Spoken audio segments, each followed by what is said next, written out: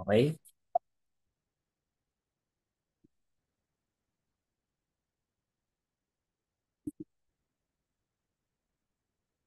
Okay, so next one ay fluorescence or greening.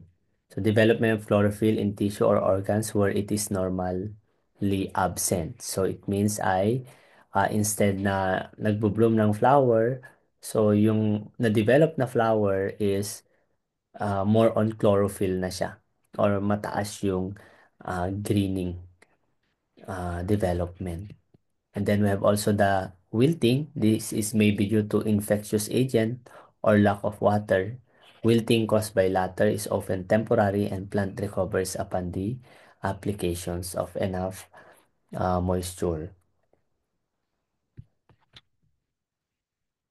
So there are types of classification of plant disease. So number one is infectious disease and non-infectious disease.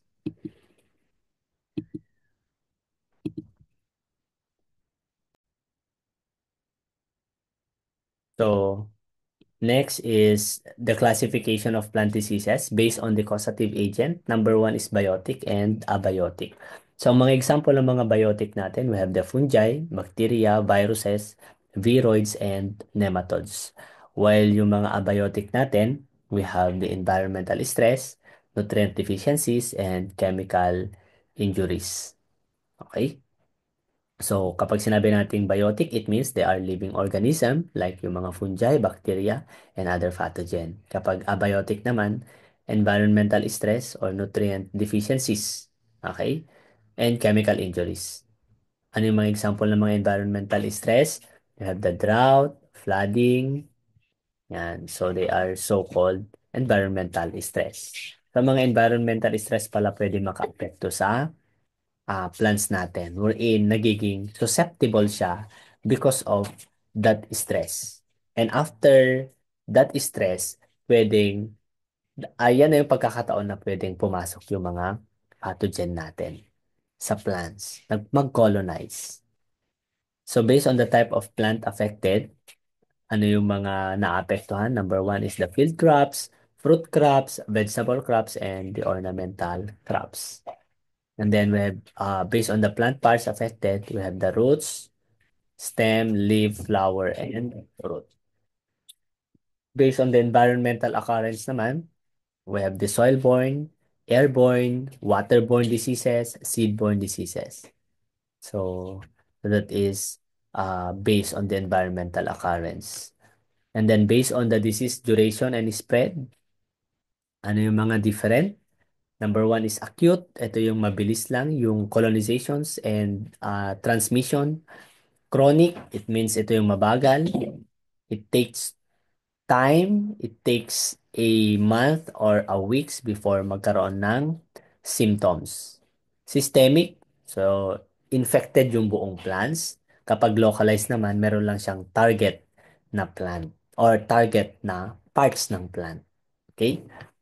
So, there are different non-parasitic agent of plant diseases. Number one is too low temperature. So, freezing injury. So, anong ibig sabihin na naman ng non-parasitic agent? Ito yung mga abiotic, non-infectious diseases. Okay? So, non-parasitic agent of plant disease, too low temperature. So, freezing injury, ang mga example, and chilling injury. So, temperature drop below 0% causing, or 0 degrees, I should say, causing ice crystals. So, too low temperature. Kapag chilling naman, ito yung slightly above freezing or below 12.5 degrees Celsius or water shock. Ito na ay experience ng Atok Benguet, ang chilling injury. Ang freezing naman sa ibang bansa, wherein ang nangyayari, 0 degrees, meron ng damage doon sa plants. Wherein pag ganito yung nangyari, or ganito yung situations, especially sa Benguet, lahat ng mga ice crystals ay dumikit sa leaves after ng environmental stress na yon. What happened? So, nagwi-wilt. Ano? Nagwi-wilt. Next one ay kapag too high temperature or kung sobra-sobra naman yung anong tawag doon nung temperature, what happened? So number one na pwedeng cause is the sun scald. So this is example of sun scald, excessive heat stress, exposure to high temperature, intense sunlight. And then heat necrosis, ito naman very prone dito sa Isabela, ang too high temperature. Kaya kapag ikaw ay nagtanim ng potato or patatas dito sa Isabela, what happen? Magkakaroon ng heat necrosis. Kasi kapag mainit ang soil due to the temperature, magkakaroon ng heat necrosis wherein ang infected ay yung mismong internal tissues ng potato that causing yellow or brown discoloration in the vascular systems. Okay? Ano yung dalawang klase ng vascular system of the plants? We have the xylem and the phloem. So once na nagkaroon ng damage itong dalawang ito, wherein ito yung nagtatransport ng nutrients and water, so magkakaroon ng disruptions doon sa development ng plants natin. Okay? So, makikita mo yung outcome or symptomatic in case na may damage yung vascular system. How about kapag too much or too little light? What happened? So, kapag excessive yung light, yan, light ang pinag-uusapan dito kasi temperature. Iba yung light sa temperature. So, yung temperature, ito yung nararamdaman natin, mainit or malamig. While yung light naman, para siyang something na bumbilya. Merong anong tawag doon?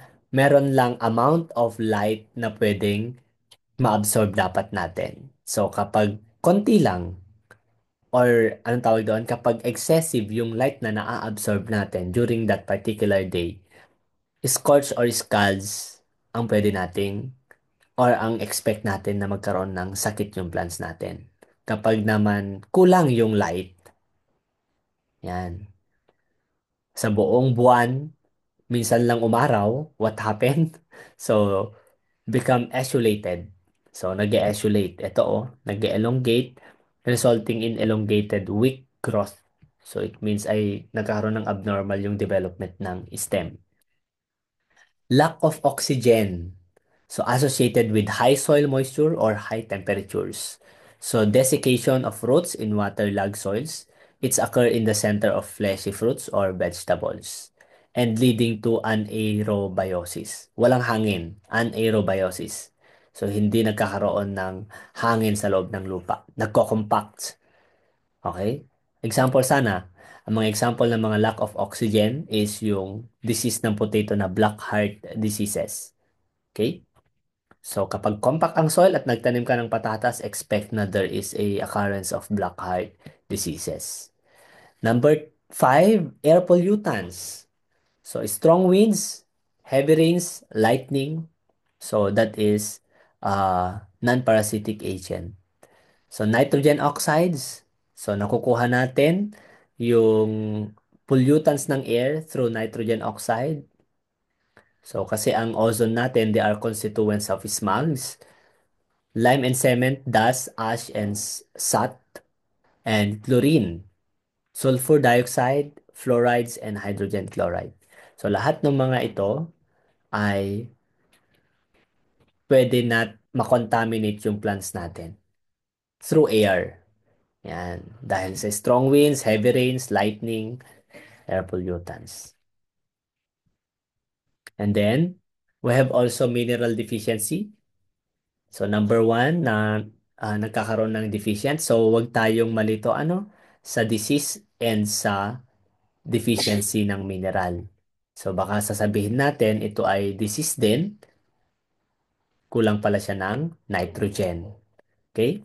So, nitrogen deficiency, so chlorosis, dwarfing, and poor seed food production. So, as you can see, yung kanyang leaves, merong intervenal doon sa middle part ng leaves natin wherein nagya-yellowing. That is nitrogen deficiency.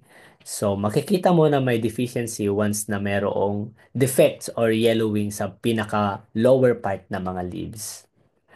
Phosphorus deficiency, poor root development, necrotic leaves.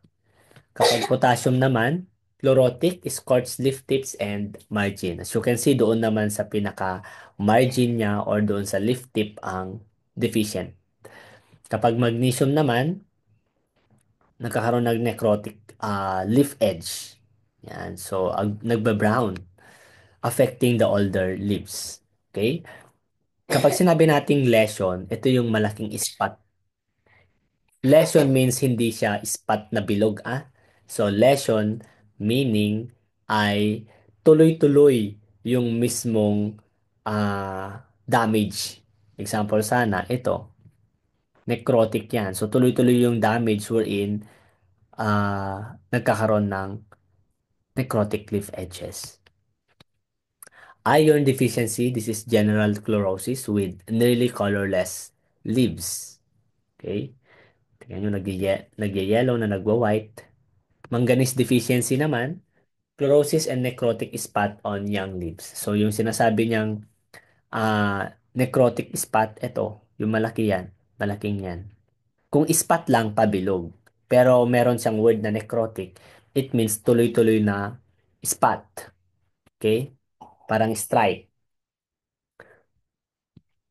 And then, sulfur deficiency, yellowing of leaves and dieback. So as you can see, that is the cause of sulfur.